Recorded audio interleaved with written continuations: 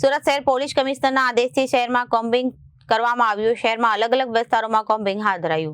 Surat crime branch અને ઝોનના DCP દ્વારા કોમ્બિંગ હાથ ધરાયું અને તમામ પોલીસ કર્મીઓ અને ઉચ્ચ અધિકારીઓ આ કોમ્બિંગમાં જોડાયા હતા। સુરત શહેર પોલીસ કમિશનરના આદેશથી શહેરમાં કોમ્બિંગ હાથ ધરવામાં આવ્યું। શહેરમાં અલગ અલગ વિસ્તારોમાં કોમ્બિંગ હાથ ધરાયું। સુરત શહેર ક્રાઇમ બ્રાન્ચ અને તમામ ઝોનના ડીસીપી અને દ્વારા કોમ્બિંગ શરૂ કરાયું। અમરોલી, રાંદેર, ભેસ્તાન, પાંડીસરા અને ઉધના વિસ્તારમાં કોમ્બિંગ હાથ ધરવામાં આવ્યું। મોટી સંખ્યામાં પોલીસ અધિકારીઓ અને પોલીસ જવાનો આ કોમ્બિંગમાં જોડાયા। વર્ષોથી ફરાર કે કોઈ ગુનામાં વોન્ટેડ આરોપીને ઝડપી પાડવા સૂચના આપવામાં આવી હતી। સુરત શહેરમાં કાયદો અને વ્યવસ્થા જળવાઈ રહે તે હેતુથી ચેકિંગ કરાયું હતું અને જૂના ગુનાઓમાં સંડોવાયેલા ઇસમોનું વેરિફિકેશન પણ કર્યું હતું।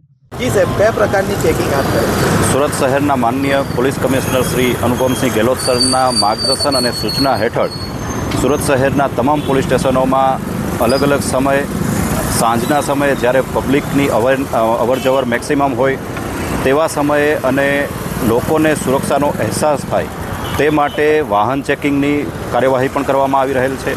આ ઉપરાંત જ્યાં અસામાજિક તત્વો હોવાની શક્યતાઓ રહેલ છે તેવા વિસ્તારોમાં અલગ અલગ પોલીસ સ્ટેશનોમાં કોમ્બિંગનું આયોજન પણ હાથ ધરાઈ રહેલું છે।